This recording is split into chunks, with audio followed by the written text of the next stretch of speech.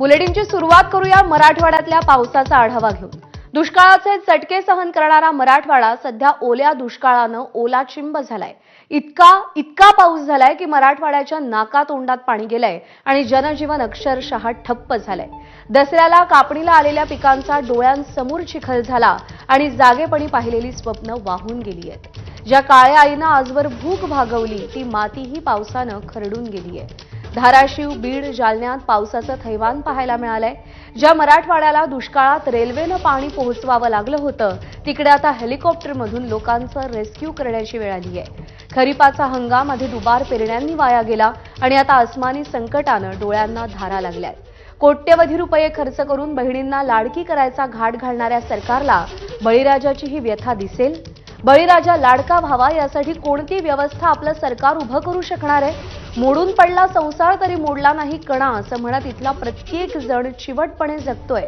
पण सरकारला आता केवळ पाठीवर हात ठेवून लढ म्हणता येणार नाही आणि ओला दुष्काळ जाहीर करून सढळ मदत देण्याचं कर्तव्य सरकारला नाकारता येणार नाही आणि नाहीच।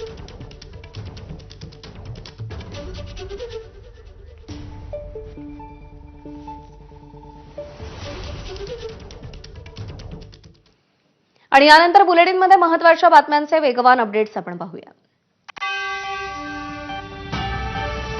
बीड जिल्ह्यात पावसाचं धुमशान आजही सुरूच आहे। मध्यरात्री झालेल्या दमदार पावसामुळे अनेक नद्यांनी धोक्याची पातळी ओलांडली आहे। मुसळधार पावसाची परिस्थिती पाहता बीड जिल्ह्यातील शाळा आणि महाविद्यालयांना सुट्टी जाहीर करण्यात आली आहे। बीड शहरातील बिंदुसरा नदीनं रौद्र रूप धारण केलंय। शहराला पाणी पुरवठा करणारं बिंदुसरा धरण पूर्ण क्षमतेनं भरलंय। दरम्यान नदीच्या वाढलेली पाणी पातळी पाहता प्रशासनानं सतर्कतेचा इशारा नागरिकांना दिलाय। तर अनेक भागामध्ये पुरात अडकलेल्या नागरिकांना एनडीआरएफच्या मदतीनं बाहेर काढण्यात यश आलंय। ढगफुटीसारखा पाऊस झालाय त्यामुळे बीड जिल्ह्यातील 16 जनावरं आतापर्यंत दगावली आहेत, तर अनेक ठिकाणी मोठ्या प्रमाणात शेती पाण्याखाली गेली आहे। विकास माने आपले प्रतिनिधी आपल्याला या सगळ्या संदर्भात अधिक अपडेट देतील। विकास, मराठवाड्याला पावसानं अक्षरशः झोडपून काढलंय। बीडमध्ये काय परिस्थिती आहे, किती नुकसान झालंय? प्रज्ञा, नक्कीच काल मध्यरात्रीपासून पुन्हा एकदा दमदार पावसाने हजेरी लावलेली आहे आणि अतिमुसळधार हा पाऊस जो आहे तो बीडमध्ये पडलेला पाहायला मिळतोय। सध्या मी बीड शहरातून वाहणाऱ्या बिंदुसरा नदीपात्रावरती उभा आहे आणि आपण या ठिकाणी ही नदी पाहू शकतो जी सध्या खळखळून वाहताना पाहायला मिळते। या नदीने खरं तर आपली धोक्याची जी पातळी असेल, पात्र जे आहे ते देखील ओलांडलेलं आहे आणि पाटोदा असेल, आष्टी आहे, त्याबरोबरच बीड तालुका असेल, या तीनही तालुक्यामध्ये दमदार असा पाऊस झाला आणि याच पावसानं सध्या ही नदी जी आपल्याला पाहायला मिळते हिने रौद्ररूप जे आहे ते धारण केलेलं आहे। बीड शहरातली ही परिस्थिती पाहायला मिळते आणि त्याबरोबरच ग्रामीण भागामध्ये यापेक्षा ही विदारक अशी परिस्थिती पाहायला मिळते आहे आणि हेच पाणी पाहण्यासाठी देखील या ठिकाणी स्थानिकांनी गर्दी केलेली आहे आणि एकंदरीत जर पाहिलं तर प्रशासनाने देखील अलर्ट जारी केलेला आहे। या ठिकाणी नागरिकांनी कुठलीही अतिधाडस करू नये असं देखील आवाहन करण्यात आलेलं आहे। मात्र ही लाईव्ह दृश्य दाखवण्याचा आपण प्रयत्न करत आहोत, ज्या ठिकाणी या नदीवरती मोठ्या प्रमाणामध्ये नागरिकांनी पाणी पाहण्यासाठी गर्दी केलेली आहे आणि एकंदरीतच ग्रामीण भागातील जे चित्र आहे ते अतिशय विदारक असं म्हणावं लागेल, कारण की खरीप हंगामातील जी काही पिकं आहेत ते मोठ्या प्रमाणामध्ये नुकसान झालेलं आहे।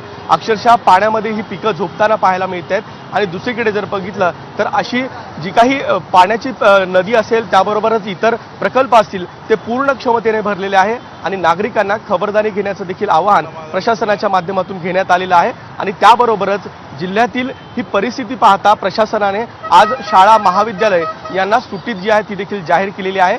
याबरोबरच काही नदीपात्रामध्ये नागरिक अडकले होते त्यांना एनडीआरएफच्या मदतीनं बाहेर काढण्यास देखील यश आलेलं आहे आणि या संपूर्ण परिस्थितीच्या नियंत्रणासाठी जिल्हा प्रशासन जे आहे ते मध्यरात्रीपासून प्रयत्न करताना पाहायला मिळते आणि एकंदरीतच ही चित्र पाहायला मिळते ते निश्चितच शेतकऱ्यांच्या डोळ्यामध्ये अश्रू आणताना देखील पाहायला मिळते। मात्र दुसरीकडे दिलासा पाहिला तर तो म्हणजे बीड जिल्ह्यातील जे काही पाणी प्रकल्प आहेत ते पूर्ण क्षमतेने भरलेले आहे। बरोबर, दुष्काळवाडा अशी ओळख असलेल्या मराठवाड्यामध्ये पाणी प्रकल्प तर तुडुंब भरलेले आहेत, पण शेती पिकांचं, लोकांचं अतोनात नुकसान या पावसामुळे झालेलं आहे। विकास, धन्यवाद दिलेल्या माहितीसाठी।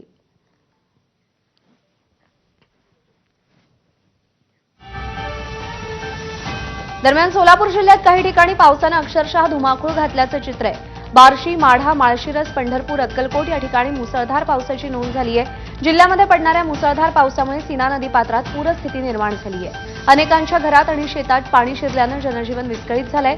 खबरदारीचा उपाय म्हणून आज सोलापूरच्या ग्रामीण भागातल्या शाळांना सुट्टी जाहीर करण्यात आली आहे. उत्तर सोलापूर ग्रामीण, माढा, करमाळा, मोहोळ, बार्शी, दक्षिण सोलापूर तालुक्यातील सगळ्या खासगी आणि शासकीय शाळांना आज सुट्टी जाहीर करण्यात आली आहे. तर दुसरीकडे धाराशिव जिल्ह्यात झालेल्या ढगफुटी सदृश पावसामुळे पूरस्थिती निर्माण झाली आहे. उमरगा, भूम आणि परांडा तालुक्यातल्या अनेक गावांना पुराचा वेढा आहे. अनेक गावांचा संपर्क तुटलाय. 92 गावं बाधित होऊन 62,989 हेक्टर क्षेत्रातील पिकांचं मोठं नुकसान झालंय. अनेक गावांमधील पूरस्थिती आजही कायम आहे. त्यामुळे खबरदारी म्हणून धाराशिव जिल्ह्यातील प्राथमिक, माध्यमिक, उच्च माध्यमिक सगळ्या शाळांना आज सुट्टी जाहीर करण्यात आली आहे. जलसंपदा मंत्री गिरीश महाजन आज धाराशिव जिल्हा दौऱ्यावर आहेत. यावेळी ते भूम परांडा भागामध्ये अतिवृष्टी झालेल्या नुकसानाची पाहणी करणार आहेत.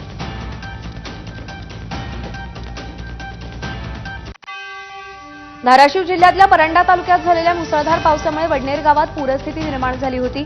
अनेकांच्या घरात पाणी शिरल्यानं अनेक नागरिक घरात अडकून पडले होते. अखेर या नागरिकांच्या मदतीसाठी धाराशिवचे ठाकरेंच्या शिवसेनेचे खासदार ओमराजे निंबाळकर धावून आले.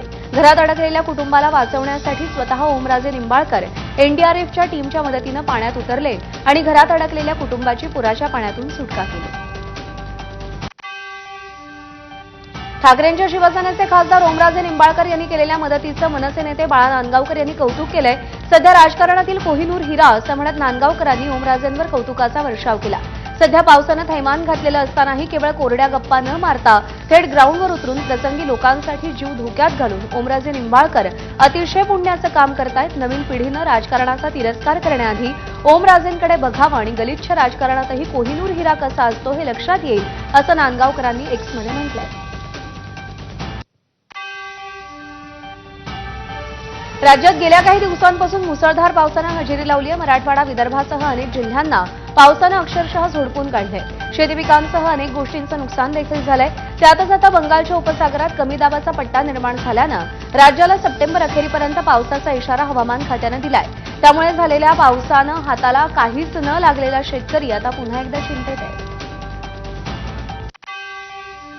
राज्यातल्या तब्बल 26 लाख लाडक्या बहिणींची नावं सरकारनं कमी केली आहेत आणि या योजनेमध्ये सुमारे 4,900 कोटींचा महाभ्रष्टाचार झाल्याचं सरकारच्या आकडेवारीतून स्पष्ट होत आहे असा गंभीर आरोप खासदार सुप्रिया सुळेंनी केलाय. हे पैसे पुरुषांनी काढले असं सांगितलं जात आहे, पण हे पैसे गेले कुठे याचं उत्तर सरकारनं द्यायला हवं असंही सुप्रिया सुळे म्हणाल्या.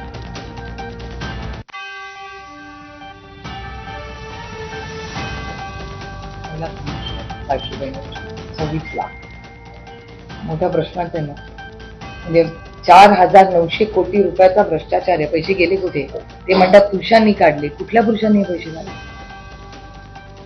हा मोठा घोटाळा आहे. आरोप मी करत नाही, सरकारी डेटा आहे. हा माझा डेटा नाही आहे, सरकारचा डेटा आहे. स्थानिक स्वराज्य संस्थांच्या निवडणुकीमध्ये महाविकास आघाडी एकत्र लढणार नाही. काँग्रेस स्वतंत्रपणे निवडणुकीला सामोरं जाईल असे स्पष्ट संकेत काँग्रेसचे प्रदेशाध्यक्ष हर्षवर्धन सपकाळ यांनी दिलेत. याबाबत आता खासदार सुप्रिया सुळेंनी संकेत दिलेत.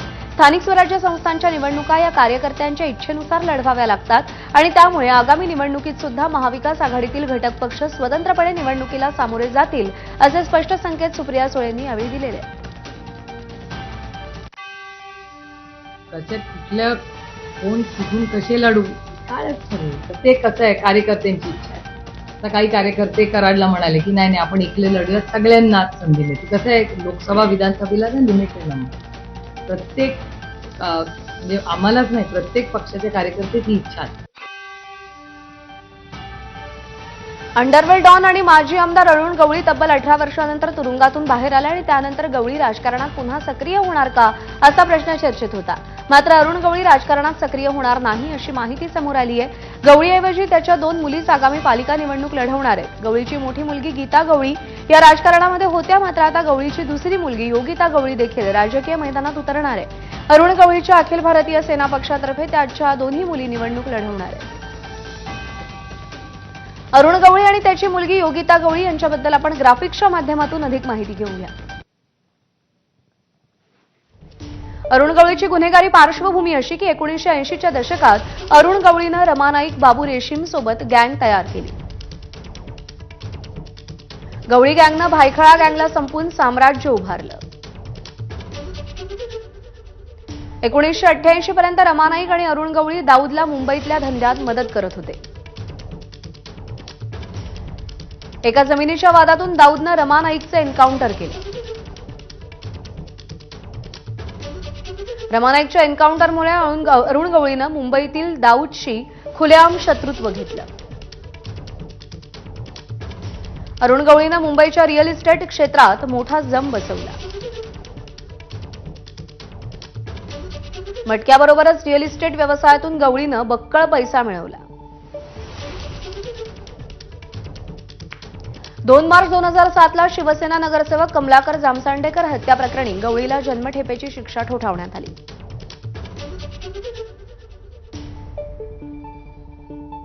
तर योगिता गवळी वाघमारेची ओळख करून घेऊया. कुख्यात डॉन माजी आमदार अरुण गवळीची दुसरी कन्या योगिता गवळी.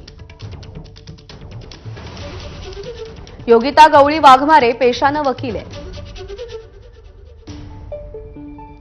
करा फाउंडेशनच्या संस्थापिका आहे. अभिनेता अक्षय वाघमारेशी विवाह केलाय. मुंबई पालिका निवडणुकीच्या निमित्तानं राजकारणाचा श्रीगणेशा योगिता गवळीचा होऊ शकतो. योगिताच्या रूपात गवळी घराण्याची तिसरी व्यक्ती राजकारणात असेल. अखिल भारतीय सेनेच्या तिकिटावर पहिल्यांदाच निवडणूक लढवणार आहे.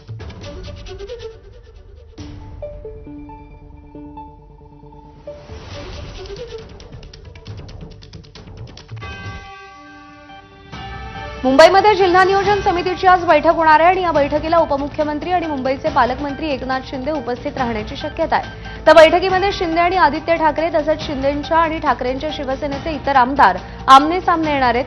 सदा सरवणकरांनी निधीसंदर्भात केलेल्या वक्तव्यावर बैठकीत खडाजंगी होण्याची शक्यता आहे. ठाकरे बंधूंच्या युतीवर मंत्री आणि भाजप नेते चंद्रकांत पाटील यांनी भाकीत केलंय. ठाकरे बंधूंच्या युतीमुळे वोट बँक तुटणार आणि काँग्रेस बाहेर पडणार असं चंद्रकांत पाटील म्हणाले. कोणी कितीही एकत्र आलं तरी महायुतीला काहीच फरक पडणार नाही असंही चंद्रकांत पाटील यांनी म्हटलंय.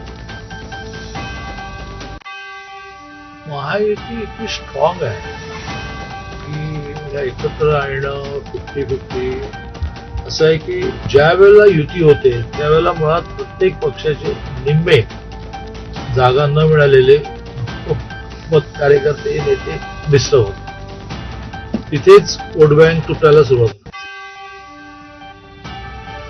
आणि या सगळ्या घडामोडींसह बुलेटिनमध्ये वेळ झाली एक छोटासा ब्रेक घेण्याची. थोड्याच वेळात पुन्हा भेटूया. पाहत रहा एबीपी माझा.